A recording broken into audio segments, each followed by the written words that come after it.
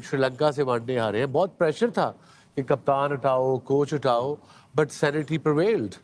BCCI ने कहा नहीं, हमने यही हमारा कप्तान है, यही हमारा कोच है, और अब देख लें, they are the champions of the champions. Yeah, Incredible. The results are there. You know, Wasim, great that you started off this discussion right here. ये जरा पहले मैच समरी देख लेते हैं. This is how the match summary is. Rohit Sharma again losing the toss. Jaddu Paji said it'll be best if he does, and New Zealand winning the toss elected to bat. पिछले 4 सालों में just over 4 years power play ने इसने 70 छक्के मारे, 76 रोहित शर्मा ने in a power play. In a power play. और आज भी जिस तरीके से वो बैटिंग कर रहे थे, हल्का सा पीछे, हल्का सा बाहर, आई मीन एफर्टलेस। इसे कहते हैं, वो जाडेजा उस दिन बता रहा था कि टाइम बड़ा है इसके पास, ये एक नेचुरल चीज होती है।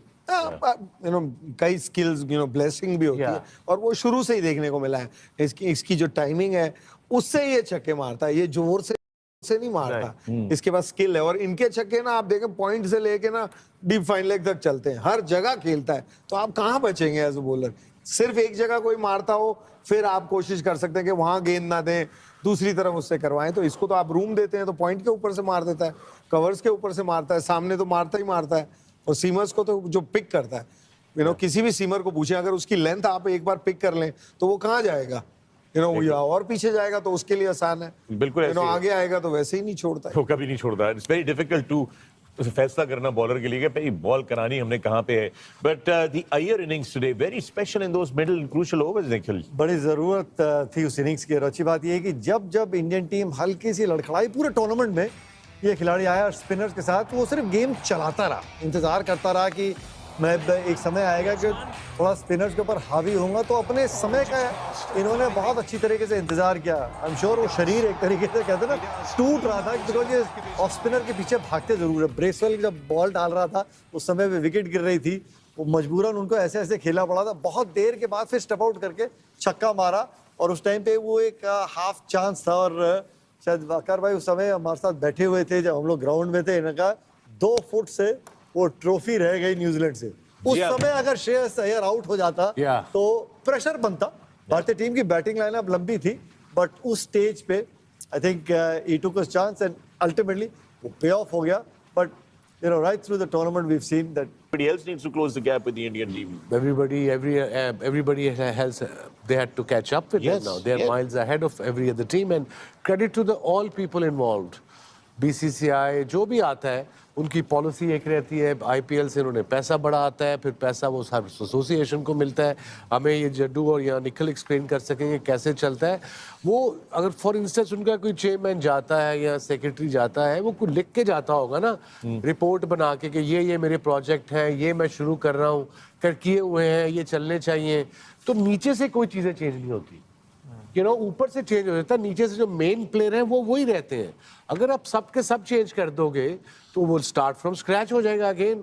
अनफॉर्चुनेटली हमारे मुल्क में ऐसा होता है, वो जो भी कोई आता है वो अपनी टीम ले आता है। अपनी टीम जरूर लाओ, बट अगर कोई बंदा एक अच्छा काम कर रहा है, you don't have to sack them. खैर, it's an old story. Tanveer भाई, इंडिया हैज वन, क्या महसूस कर रहे हैं, कैसा देख रहे हैं? मैं तो वही महसूस कर रहा हूँ जो मैं पहले दिन से बोल रहा था कि इन्होंने पूरा एडवांटेज उठाना है। दुबई में सिर्फ खेल के वो उनको एडवांटेज मिला। जय शाह की पूरी कोशिश थी, ICC और जय शाह एक ही है, पूरी कोशिश थी ऐसी पिचेस बनाना जहाँ पे इनके स्पिनर्स को फ़ायदा हो।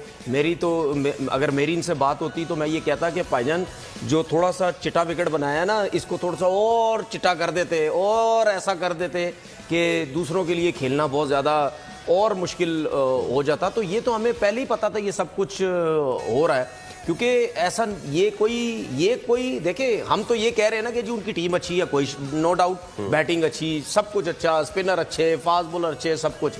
कहीं ना कहीं हमें एक चीज़ नज़र आती है कि कहीं ना कहीं फास्ट बॉलर का वीक एरिया तो हमें नज़र आता था ना, लेकिन दुबई के अंदर फास्ट बॉलर को कौन कवर कर रहा था? इनके 4 स्पिनर, 2 स्पिनर खिलाए जाते थे, 4 स्पिनर। मैंने थोड़े आज स्टैट्स निकलवाए सर, बताएं। पाकिस्तान के अंदर जितने भी मैचेस खेले गए, ज्यादातर कितने रन बन रहे थे? 300 प्लस, 300 प्लस। अब ये इंडिया बांग्लादेश का मैच हुआ, 228 रन बने सिर्फ। ठीक है। चेज कितने पे हुए? 47 ओवर में। उसके बाद इंडिया पाकिस्तान का मैच हुआ, 241 रन बने। चेज कितने में हुए? 43 ओवर में। उसके बाद इंडिया न्यूजीलैंड का मैच हुआ, 249 रन पहली इनिंग में बने और चेज हुए 46 जो है ओवर्स में। ऑस्ट्रेलिया के खिलाफ 264 हुए, चेज हुए 49 ओवर में। ये सारे इंडिया की मैचेस हैं और आज भी देख लें 251 चेज हुए 49 ओवर्स में। अब मुझे ये बताएं कि ये कौन सी मेहनत करनी पड़ी रोहित शर्मा को, इतनी क्या प्रेशर उसके ऊपर आया कि भाई मतलब यानी वो हमें नजर आया किसी भी मैच में वो पैनिक होता हुआ नजर आया? नहीं है। पैनिक कहां पे होता? पाकिस्तान में। यहां पे आते नो डाउट हमें ये पता था, जरूर पता था कि ये टीम ऐसी है, ये 400 भी मार सकती है, लेकिन कम से कम ये भी जरूर पता था कि यहां पे स्पिनर्स का बॉल जो है वो बल्ले पे बहुत अच्छा आ रहा था, रुक के नहीं आ रहा था, ब्रेक भी इतना ज्यादा नहीं हो रहा था। जितने भी न्यूजीलैंड, ये जितनी भी मैंने टीम्स गिनाई आपको जो इंडिया खेला जाके, लोग कह रहे हैं कि डिसएडवांटेजेस, उसको आज खुल के बता देते हैं कि एडवांटेज था क्या। एडवांटेज ये था कि टीम्स को दुबई और पाकिस्तान के हवाले से अपनी टीम्स प्रिपेयर करके जानी पड़ रही थी। बिल्कुल, आधा देखो तीतर आधा बटेर, और इन्होंने सिर्फ दुबई के हवाले से प्रिपेयर करना उसकी था। मैं रीजन बताता हूं आपको, उसकी मैं रीजन बताता हूं। मैं जो बात कर रहा था ना, मैं वरुण को एज देयर वाइल्ड कार्ड लेकर मैं जो बात कर रहा था ना, मैं उसको जरा थोड़ा सा वो कर लूं। देखिए मसला ये है कि पाकिस्तान में अगर ये खेलते ना, अगर पहली बैटिंग करते तो कर सकते थे 400 रन, इनकी बड़ी इतनी बड़ी टीम है। लेकिन जहां पे अगर आप 350 करते, 340 330 रन करते, वो रन चेज आप करवा भी सकते थे, क्योंकि कोई पता नहीं है, आपके पास तो फास्ट बॉलर की इतनी खेप थी नहीं, उनकी मार लगती।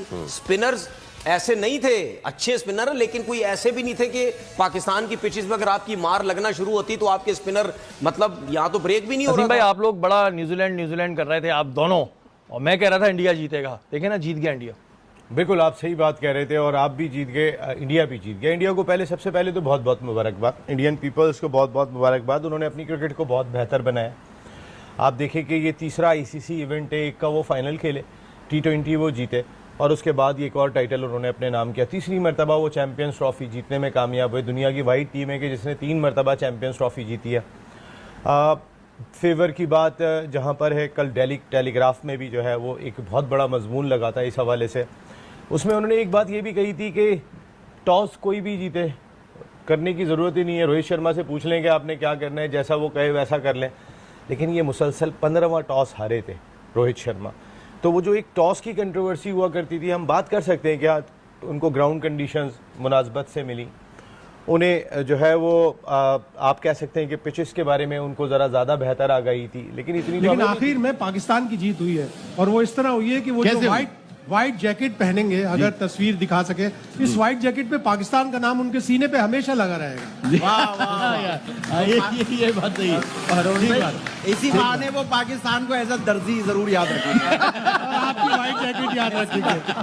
जो 23 मैचेस आपने दिखाए, जो 23 मैचेस दिखाए हैं, 22 वो जीते हैं, वो सारे दुबई में नहीं जीते। ये भी सोचना चाहिए। टीम ऐसी बनाई उन्होंने, उनका प्रोसेस है टीम बनाने का, क्रिकेट खिलाने का, जो प्लेयर्स बनाए, जो कामयाबी है, एक बड़ा प्रोसेस है। उनको बड़ा ऑनेस्टी के साथ, मेरिट के साथ उन्होंने चलाया। हमने भी पूरा मौका दिया हुआ है, एक निजाम तो फिर भी कुछ ना कुछ निजाम तो है हमारे यहाँ भी। आप भी उसी निजाम में से निकल के आए और प्लेयर्स भी उसमें से निकल के आए। बाबर बहुत अच्छे प्लेयर, और फिर रिजवान भी। बाबर की बात नहीं, मेरा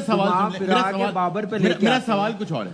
मेरा सवाल ये है कि अच्छे प्लेयर्स आते हैं, जब आते हैं अच्छा परफॉर्म कर रहे होते हैं, वो वक्त कौन सा है जब ये परफॉर्म करना बंद कर देते हैं? वो कौन सा पॉइंट है जिसकी वजह से पीछे चले जाते हैं? पहले आप अपने जो सीनियर प्लेयर्स है ना, उनका माइंड जरा क्लियर करें, उनसे जरा जेलसी, उनसे जरा जो खार खाते हैं, जो देखना नहीं चाहते, अपने से बड़ा बनाना नहीं चाहते, ये वो रिजल्ट है। आज मैं भी कहता हूँ कि आज हमारे मतलब भी बड़ी बातें हुई कि भाइयों को टीम में एट अ टाइम नहीं होना चाहिए। उन प्लेयरों ने कहा, मैं नाम नहीं लूंगा जिन्होंने कहा, या मैं वो ईयर नहीं बताऊंगा किन प्लेयरों ने कहा।